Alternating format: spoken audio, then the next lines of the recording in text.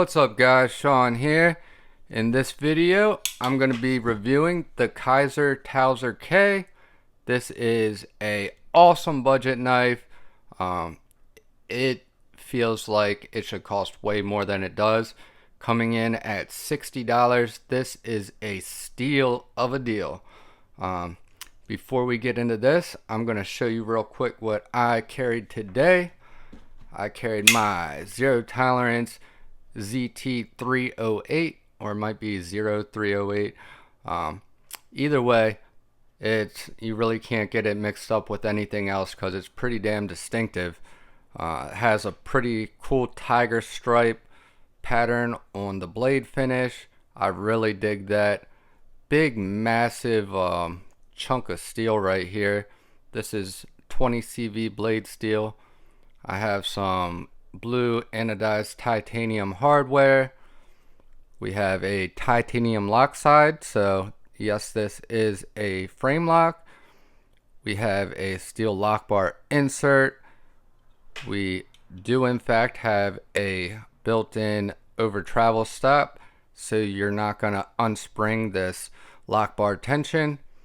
I have blue anodized titanium hardware on this side as well. I believe this hardware set is from Blades We Love, and this knife is going to be getting reviewed any day now, so keep your eyes out for the review for the ZT308. And then I'm also carrying my Microtech Ultratech Tanto. This knife right here is also going to be reviewed any day now. And that was horrible. Hold on.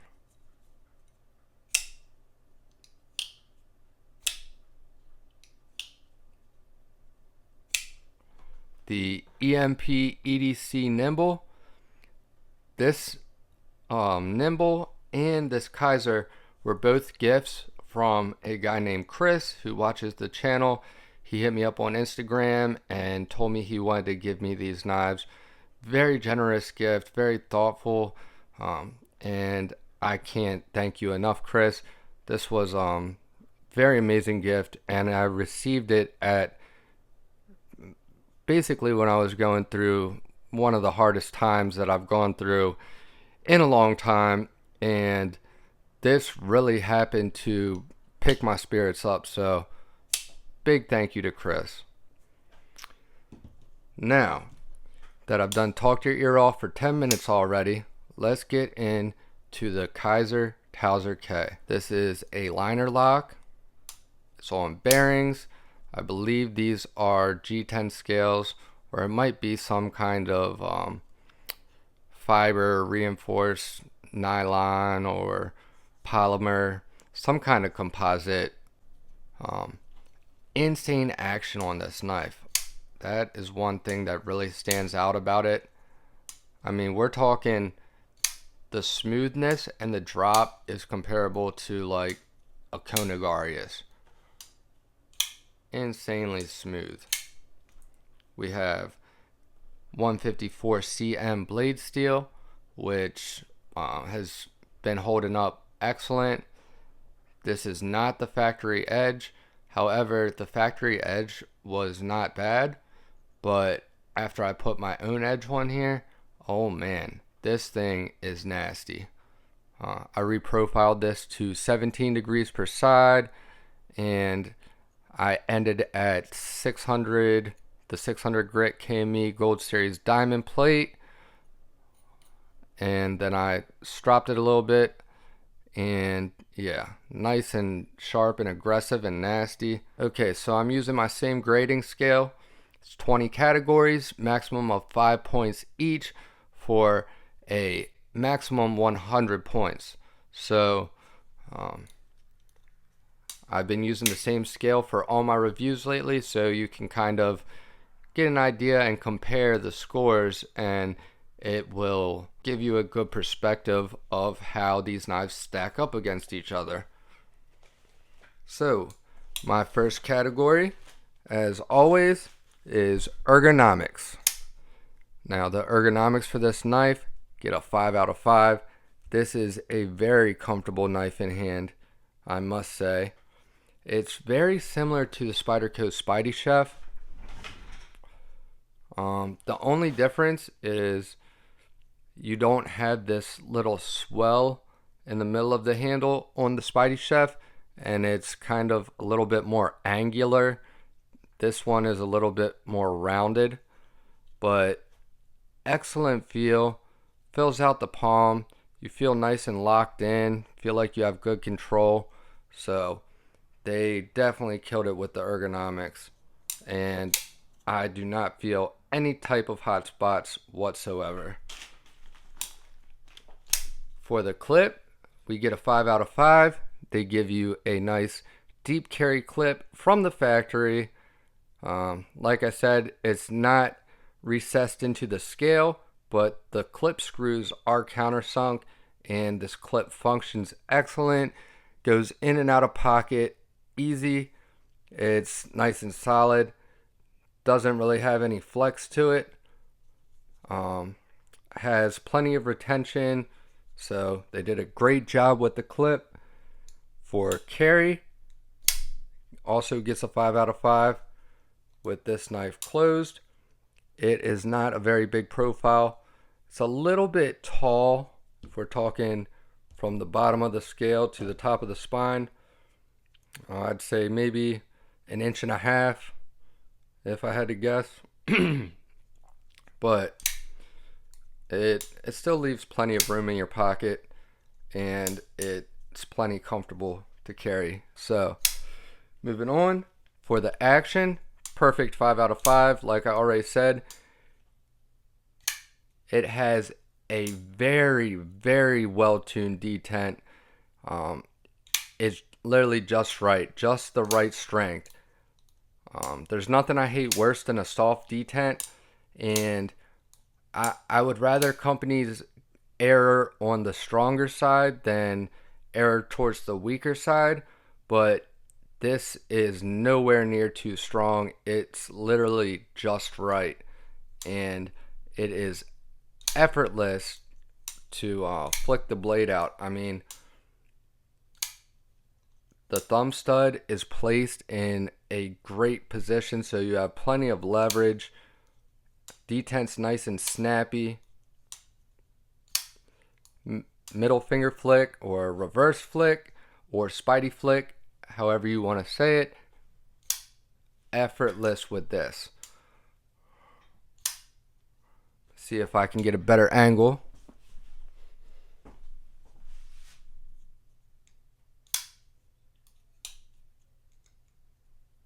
So you just get the meat of your middle finger right kind of underneath the front of your nail.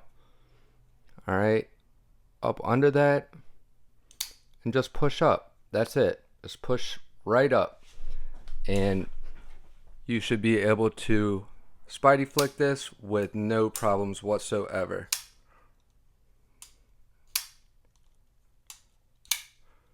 And the closing is absolutely butter smooth. Now it does drop sort of quick, but it's nice because it's not a complete guillotine. So it doesn't drop at 1,000,000 miles per hour. It's still somewhat controlled, but I mean, there's never going to be a time where you have to assist it. Like, this thing is butter. Moving on, for the hardware category, this knife got a 4 out of 5. Bring over the light so you can see a little bit better. Okay, so hopefully you guys can see it. So for the hardware, we have a T10 pivot, I believe. It's actually a T9. You know what? Let me get my TORX drivers. By the way, these are the WIHA Soft Touch TORX drivers. I'm sure if you watch my channel for any length of time, you've already heard me say this 1,000,000 times, but these are by far the best TORX that you can buy with money. Hands down. 100% the best. And they are very reliable. They hold up excellent. And you get the entire set for like $30. These are always linked in my description. If you use the link in the description for Amazon, it will not charge you. You won't be charged any more than you would if you looked it up on your own, and it does give me a small commission, so that is an excellent way that you can help support the channel. Okay guys, so I got the rest of my TORX drivers that come in the set. Oh, and I'm flinging shit. So with this set, you not only get a T10, a T8, and a T6, which is going to be your main ones that you use the most. You also get a T15, which fits pivots like the Microtech Socom Elite. And you also get a T9, which I believe this is going to be a T9. Yes, it's a T9. Yep. Okay. Very interesting. So we have a T9 pivot. So do not mistake the pivot for a T8, or there's a good chance you're either going to strip out the screw or you're going to strip out the tip of your TORX driver. You're going to round off these teeth unless you get yourself some WIHA soft touch drivers. This is a high quality hardened tool steel, and these are going to withstand a lot more than the average TORX driver. And then there's one more. And lastly, you get a T7. So you get all these. It's like 29 bucks. And these are by far the best TORX drivers I've ever used. Linked in description. And I've used all kinds. I mean, guys, I went through a long time trying out all kinds of different TORX drivers and TORX bits. I probably spent hundreds of dollars on TORX over the years. And ever since I got this set, I have not had to buy another TORX. So, yeah. Alright, so you have a really tight, snug fit. Absolutely zero play. Let me just zoom in here so I can show you guys why these are so good. Okay, so look at where the TORX driver is interfacing with this screw. If I'm twisting side to side right now, okay? Left and right, side to side. And there is absolutely no movement, no play between the tip of the TORX driver and the head of the screw. So that's what you're getting right here, and that's why these are so damn good, because they fit precisely, and that is what helps save the screw and the driver from stripping out. So we have a T9 pivot, little bit uncommon, but it doesn't bother me because I have this set. If you don't have this TORX set, it may be an issue. And then it looks like we have T6s for the rest. Yep, T6, T6, T6. So T9 pivot, T6 for the clip and the scales. And this is a captured pivot, so you only have the pivot screw on the clip side. Anyways, not a big fan of T6s, but like I said, you get yourself good TORX drivers and you don't have any issues, so it's really not a big deal. So for the aesthetic, I give it a 5 out of 5. The first time I saw this knife was on Neve's Knives. Jared was showing it in a the best budget knives of 2021 video. And at the time, you could not get your hands on this. And right away, the second I saw it, I was just thinking, damn, that's the one out of all those budget knives. This is the one that I wanted the most. And then the next time I saw it was when Stasa23 did a full review on it. And yeah, I just knew I had to have it. This knife is very good looking, in my opinion. So yeah, perfect score. For the price, you get a 5 out of 5. This knife comes in at $60. You get a premium blade steel. You're getting good materials, excellent fit and finish, great action, great cutting performance, great ergos. It's just a great knife all around, and you really can't beat it for the price. For fit and finish, I gave it a 4.5 out of 5. It could probably get a 5 out of 5. The only reason that I left a little room, I didn't want to give it the highest score possible, is because that would not do any justice for knives like a Chris Reeves or a Hinder or a Shiro Gorov or a Konigarius or some of the Riots and things along those lines. Those are just an extremely high level of precision and craftsmanship. And don't get me wrong, you still have that here, but it's a lot easier to be precise with composite type materials versus when you're doing it with all titanium. The fit and finish on this is absolutely excellent. I would say it's perfect, but I can't sit here and lie and tell you that this feels the same as if you're holding a Koenig or a Hinder or something like that in your hand. When you're holding a Hinder or a Koenig or a Shiro or anything like that, Chris Reeves, you automatically you can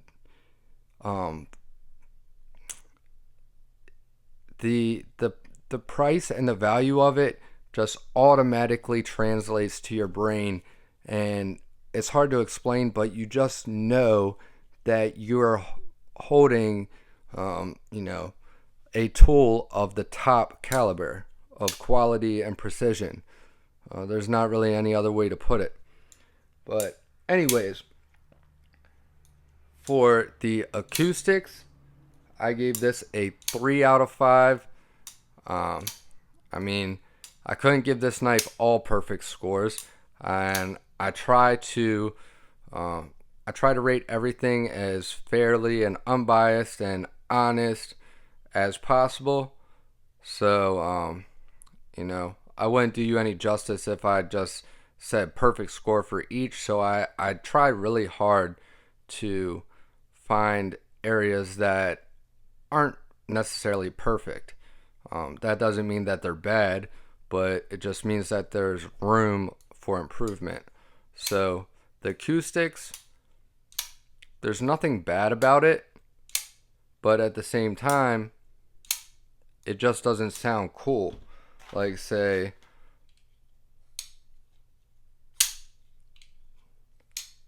this Zero Tolerance 308.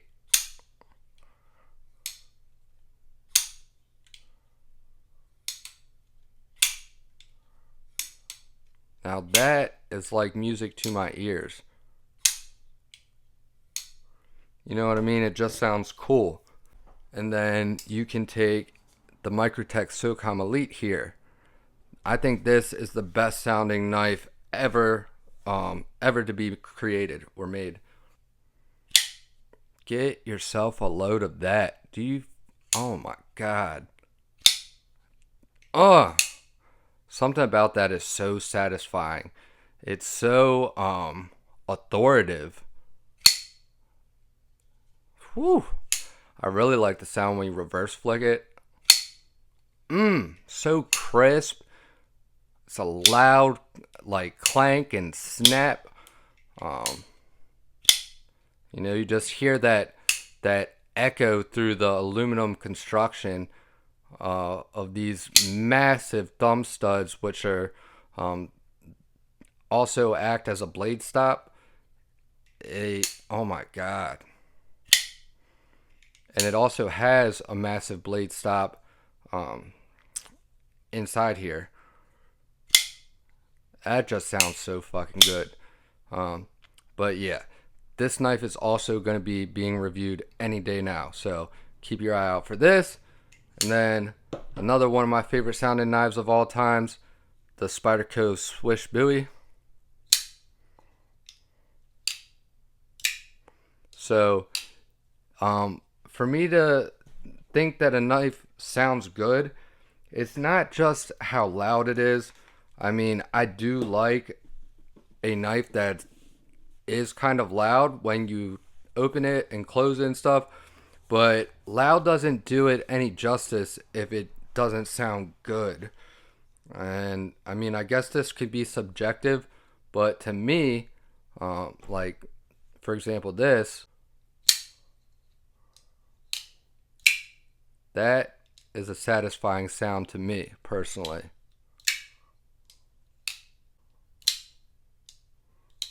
So yeah, just to put into perspective why I gave this a 3 out of 5 for the Acoustics. So Acoustics gets 3 out of 5. Moving on to the Lockup. Lockup gets a 5 out of 5. It locks up rock solid. We have about 35-40% lockup. Absolutely zero lock stick. Zero. Yeah, and there is absolutely zero play side to side, zero play up and down, so no vertical, no lateral, no diagonal, no nothing. Rock solid in every way. For the lock bar access, perfect 5 out of 5. I would give it an even higher score if it was possible and wouldn't fuck up my whole grading scale and hurt you from being able to compare these all these reviews and these knives accurately. But check this out. So they did something really cool. They took away more on the show side, which leaves this liner lock exposed. So you don't have to dig down in between these two scales and push the meat of your thumb down in between and then push over.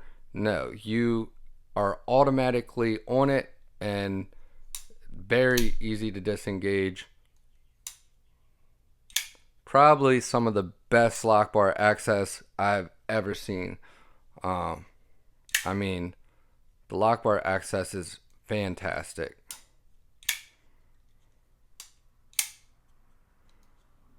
For the factory edge, it also gets a 5 out of 5. It had nice even bevels. It was sharp. Yeah, I mean, can't go wrong. However, like I said, this is an edge that I put on it. It was a little bit steeper of an angle. I think it was probably around 22 to 25 degrees per side from the factory. And this is now at 17 degrees per side. For the blade category, we also get a 5 out of 5. We have nice, well-spaced, not too aggressive jimping up top. Your thumb lands right on there when you're kind of choked up. I like my thumb on the back of the spine of the blade with pretty much most knives. So for the blade category, we get a perfect 5 out of 5. We have some nice well spaced out jimping along the top of the spine here. Your thumb lands right in place, right on top of it. It only goes down the blade as far as it's needed, where I really have to struggle to try to reach past the jimping. So that's the comfortable zone right there. And yeah, it doesn't tear your finger up, but it does offer you a decent amount of traction. The blade shape is nice. We have a perfectly symmetrical blade grind. I love seeing that. They gave you a sharpening choil from the factory, which helps you stay away from the plunge grind, and that in return, however the hell you say it, will keep you from creating a smile back at the heel of your edge. So you're going to be able to get plenty of sharpenings out of this before you ever have to worry about creating a smile. They do give you a nice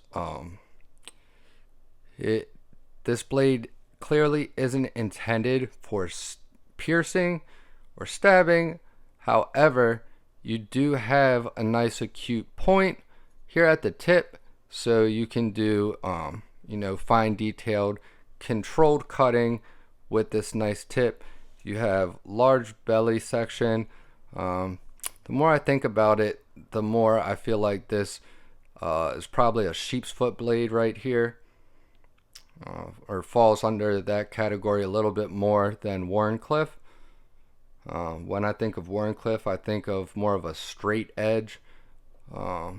So yeah. And then of course the blade steel 154 cm, and it's sharpened up very well. So no issues deburring or anything. So they seem to have done the heat treat pretty well. I can't speak too much on edge retention because I've only used this knife so much so far, so I can't say indefinitely my feelings on the edge retention, but so far I will say the edge retention has been great, and this thing has had no issues whatsoever keeping a nice sharp keen edge on it. So moving on to the handle. For the handle, we also get a 5 out of 5. Very comfortable. They did a pretty neat little design in it, kind of like hexagonish or fish scale-ish, and it's very shallow, so it almost feels smooth as you run your thumb across here, but you can feel it just ever so slightly. For the centering category, this knife also gets a perfect 5 out of 5. This knife is dead nut centered.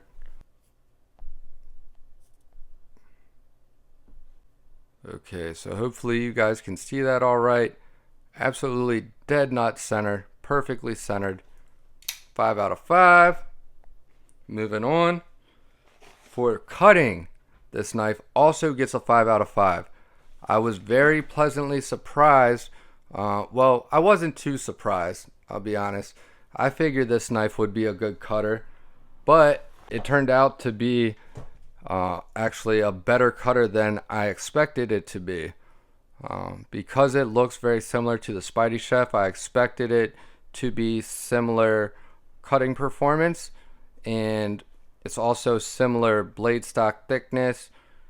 So yeah, and it turned out to be very slicey. So excellent cutting performance.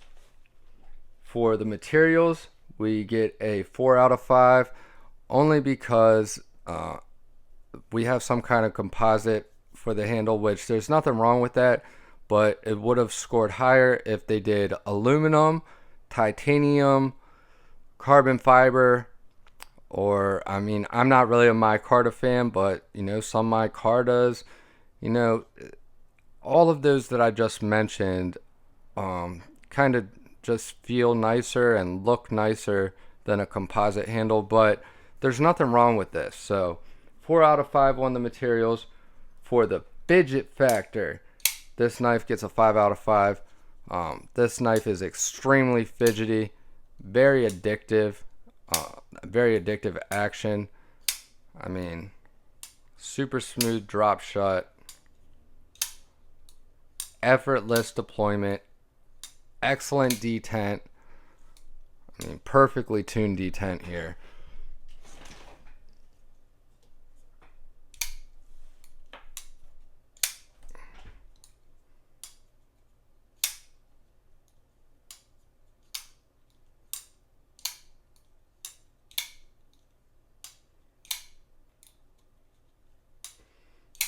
play chicken with the blade.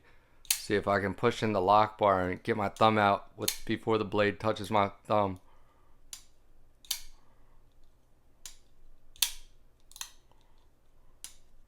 Now don't do this at home. I am what they call a professional, as you can see.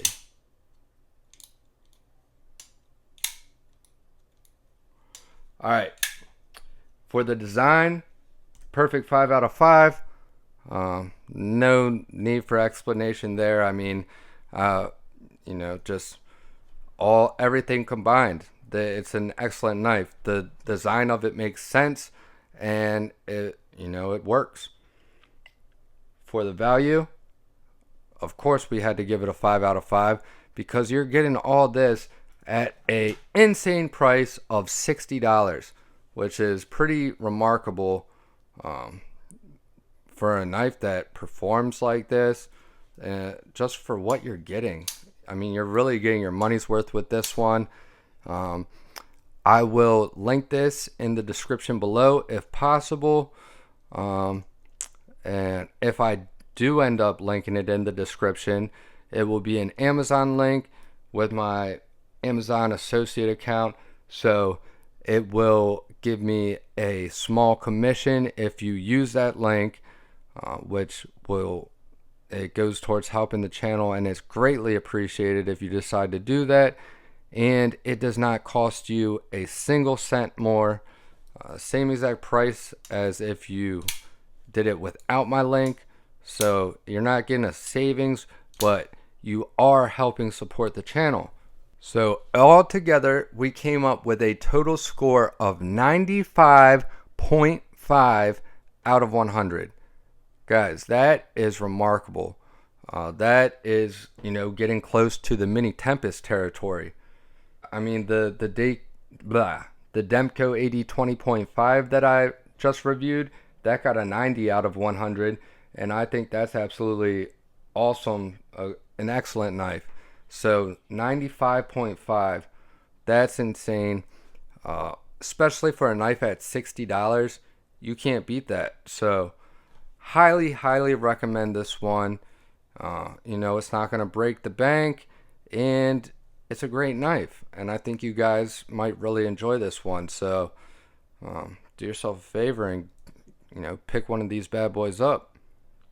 And if you don't like it, on Amazon they have free returns. So yeah, can't go wrong with this one, guys. So hope you guys enjoy this one. Thank you all for watching. Stay tuned, and I'll see you guys in the next one. Peace.